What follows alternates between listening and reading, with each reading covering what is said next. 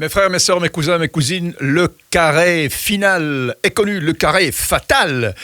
Pour qui? Ça, on le verra. Hein. Je vais débriefer très rapidement. Il y a eu 4 matchs quand même fabuleux.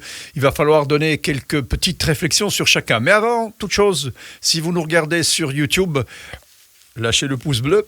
Abonnez-vous à la chaîne et puis la petite clochette pour être notifié lors des prochaines vidéos. Si vous nous suivez sur d'autres réseaux sociaux, voilà, on est tranquille, on est bien. On va commencer par Naples-Milan. Dans les rues de Naples, ils étaient tous convaincus, les Napolitains, que Naples allait passer. Spalletti, l'entraîneur, l'était beaucoup moins. Pourquoi? Parce qu'il savait que Osimhen n'était pas malheureusement dans une forme étincelante. Après 3 semaines d'inactivité, au match aller, il n'était pas là. Au match retour, à 50-60% de ses capacités. J'avais dit que si Naples pouvait compter sur un Osimhen à la hauteur de son talent, c'est-à-dire en bonne forme physique, Naples pouvait passer. Osimhen n'était pas à la hauteur de ce qu'il peut faire. Naples n'est pas passé. Osimhen, c'est le Mbappé parisien. Je veux dire, c'est un joueur capital, crucial pour le jeu de Naples. Et malheureusement, Osimhen n'était pas en forme. Et donc, Milan est passé. Mais Naples n'a pas été aidé par l'arbitrage, hein, parce qu'il y a évidemment un penalty sur l'entrée désastreuse de Leao, qui n'est pas un défenseur. Il prend un petit peu le ballon, il prend beaucoup le pied. Le penalty n'est pas sifflé.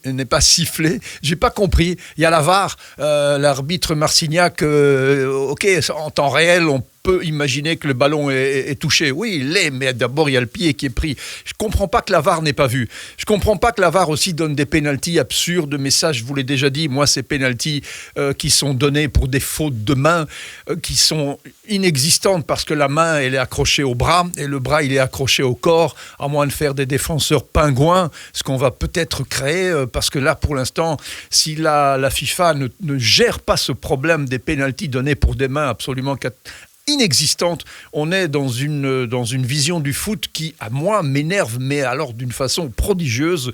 On finira par donner des pénaltys quand les défenseurs n'auront plus de bras. Même là, peut-être, on dira que ça a touché un bout du moignon de l'épaule qui reste. Si on ne change pas ce règlement, le foot va être franchement abîmé et l'esprit du jeu va être tout à fait perdu. Le premier pénalty que Giroud rate, il le tire très mal, hein. Meret, il est à mi-hauteur. Il n'y a rien de mieux pour un gardien. Enfin, rien de mieux, un pénalty, c'est pas évident. Mais un pénalty tiré à mi-hauteur, pas très fort, Giroud l'a raté. Le pénalty que Kvaratskhelia tire en deuxième mi-temps, la 80e minute, il le tire pas terrible non plus, mais il le tire au moins au ras du sol. Et là, Maignan fait un arrêt assez incroyable. Osimhen aurait pu le tirer, ce penalty, mais ils se connaissent, hein, Osimhen et Leao. Osimhen et Maignan, ils ont joué ensemble à Lille et ils s'amusaient en fin d'entraînement à tirer les penaltys. Osimhen tirait les penaltys quand il jouait à Lille et Maignan les arrêtait. Donc le fait d'avoir à ce moment-là Osimhen et Maignan, c'était peut-être mieux que notre cher Géorgien le shoot, mais il l'a raté. Donc 1-1 au bout du compte, Milan passe, Milan a montré plus de maturité, Naples n'a pas démérité, mais Naples était franchement dans un moment creux, alors que dans le reste de la saison, ils auraient pu prétendre à éliminer Milan, qui est moins fort, hein, fondamentalement. Mais bon, voilà, ça c'est un match de Coupe d'Europe, ça se joue sur 2 matchs, aller-retour, et sur 2 matchs, Milan a été beaucoup plus mûr et n'a pas eu les peut-être petites décisions, même grosses décisions arbitrales qui n'ont pas été en faveur de nos amis napolitains. Bon, alors Naples out, Milan passe et rencontrera l'Inter. Ce derby milanais qui a déjà eu lieu en 2003 et en 2005. En 2003, c'était en demi-finale, comme maintenant.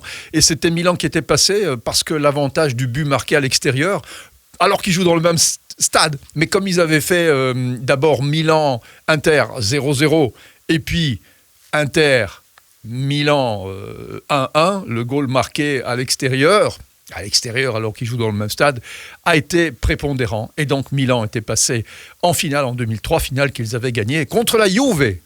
Encore une équipe italienne au pénalty. À l'époque, les équipes italiennes étaient les meilleures d'Europe et donc retrouver 3 équipes sur 4 en demi-finale, c'était normal. Maintenant, c'est extraordinaire de retrouver des équipes italiennes si loin, avec des budgets qui sont évidemment moins importants que les budgets anglais ou les budgets allemands ou espagnols. Retrouver des équipes italiennes si loin dans cette édition 2023, eh bien, c'est peut-être la preuve que le foot italien, avec moins de moyens, mais beaucoup de travail, beaucoup d'intelligence tactique et des joueurs qui sont quand même de qualité, a réussi à rivaliser avec les grosses cylindrées anglaises qui ont des budgets 5, 6, 10 fois supérieurs, évidemment, aux clubs italien. Les autres matchs, je vous les débriefe très rapidement aussi. Real-Chelsea, il n'y a pas eu de problème. Même quand Benzema est muet, parce que Benzema a été muet dans ce match-ci, alors qu'il n'était pas muet au match aller. Mais quand Benzema est muet, c'est pas grave, parce qu'il y a Rodrigo qui se transforme en Rodrigol, comme l'a si bien titré la presse espagnole. Et puis il y a Vinicius qui est toujours au-dessus du lot. On m'a reproché de ne pas avoir parlé de Vinicius la fois passée, c'est dans la précédente vidéo. C'est vrai, c'est un oubli, j'en suis franchement désolé, parce que Vinicius, c'est un extraterrestre. D'ailleurs, si le Real n'a plus besoin d'imaginer d'acheter Mbappé, c'est parce qu'ils ont Vinicius. En fin de compte, c'est vrai. Pourquoi acheter Mbappé à des sommes folles alors qu'on a Vinicius qui, quelque part, rivalise, en tout cas pour l'instant. C'est lui qui est décisif, les passes, c'est lui qui les adresse, les débordements, c'est lui qui les fait, les décalages, c'est lui qui les fait, il est imprévisible. Parfois un petit peu pas précis devant le goal, c'est peut-être la seule chose qu'il faut améliorer, mais il a le temps. Le Real est encore en demi-finale. Ancelotti connaît les demi-finales. Il a gagné la Champions League 4 fois déjà, 2 fois avec le Milan AC et 2 fois déjà avec le Real. Voilà, c'est extraordinaire. Ce monsieur est capable de tout. Lui qui avait même planté le premier goal du 5-0 mythique que le Milan AC de 88 avait planté au Real de Madrid. Voilà, quand on donne un 5-0 au Real et qu'on est le premier buteur de cette goléade, eh bien, il est normal après qu'on redonne des titres de champion au Real. Donc le Real va aller en demi et va rencontrer City, la revanche de la saison passée. City qui a sorti le Bayern. Et s'il y a une seule action à retenir dans ce match, dans le match City-Bayern, ou plutôt Bayern-City, s'il y a une seule action qui résume un petit peu les 180 minutes. Vous voyez, il y a ce débordement de Coman, il y a ce centre de Coman qui longe la ligne, Choupo-Moting arrive un tout petit peu trop tard, la balle est récupérée, il y a un coup d'œil du joueur qui regarde à 50 mètres, c'est-à-dire là où se trouve Haaland, c'est pas par hasard, il dégage loin devant, Haaland la reprend de la tête, il la reçoit en retour, il fonce directement vers le but. Ou pas Mécano, malheureusement pour lui, franchement, c'est triste. Il tombe au sol, voilà, il glisse, il laisse la place à Haaland qui, quand même, là, fait un geste de classe, un vrai geste de goléador et marque 1-0. Et ça, c'est le nouveau City. C'est le City qui, l'année passée, n'existait pas parce qu'il n'avait pas Haaland. L'année passée, City dominait les matchs, construisait énormément, comme Guardiola sait si bien le faire. Beaucoup de construction, beaucoup de travail qui, aujourd'hui, n'est peut-être même plus utile. Puisque, avec la verticalité, 3-4 passes, on arrive chez Haaland. Haaland, il fait le ménage. Et il marque. C'est ça le nouveau City. Et c'est ce City-là qui, à mon humble avis, mais vous le savez, je me trompe 2 fois sur 4, peut battre le Real de Madrid. Parce que c'est ça qui a manqué l'année passée à City, qui menait, souvenez-vous quand même, à la 90e minute, qui menait face au Real et était qualifié. En 3 minutes, ils en ont pris 2. Et donc ça, c'est quelque chose aussi, peut-être qu'aujourd'hui, Guardiola va dire à ses joueurs, « Ok, le Real, c'est la classe mondiale. Le Real, la Champions League, c'est leur jardin. Ok. Mais maintenant, ça suffit. Maintenant, c'est nous qui passons. » Et je pense que dans la tête des joueurs de City, il y a maintenant cette pensée qui devient positive et qui est de dire « Ok, le Real nous a sortis.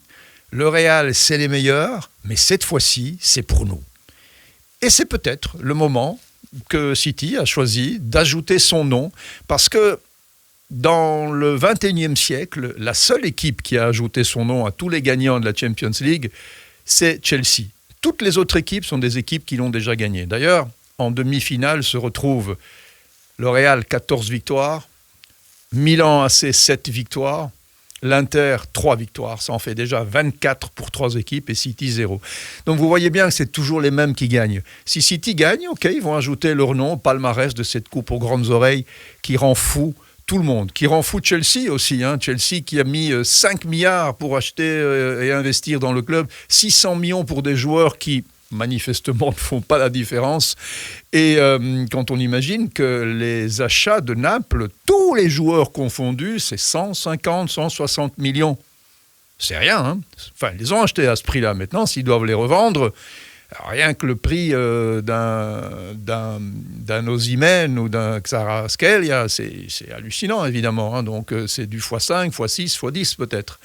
On reviendra sur ces confrontations de demi-finale. Je ne vais pas vous donner les pronostics maintenant parce que le derby milanais, c'est un derby. Et donc, tout est ouvert.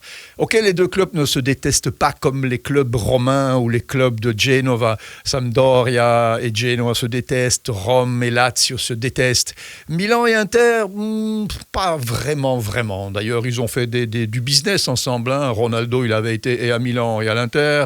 Ibrahimovic, il a été à Milan et à l'Inter. Pirlo, il a été au Milan et à l'Inter. Enfin, Çalhanoğlu, il a été à l'un et à l'autre. C'est pas qu'il y a une rivalité sud-américaine criminelle entre les deux. Voilà, ils ne s'aiment pas trop, mais ils ne se détestent pas. Il n'y a pas une haine terrible. Mais c'est un derby. Et quand on perd un derby, des années après encore, il y a votre copain qui est milaniste ou l'autre qui est interiste et qui vous redit « Hey, tu te rappelles quand… » Ça fait mal. Donc, ça reste quand même très, très délicat.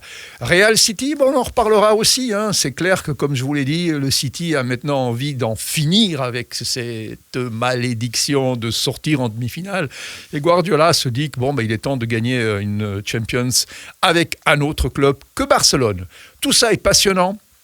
On va s'amuser comme des petits fous, mes frères, mes sœurs, mes cousins, mes cousines. N'oubliez pas de lâcher le pouce bleu, de vous abonner à la chaîne.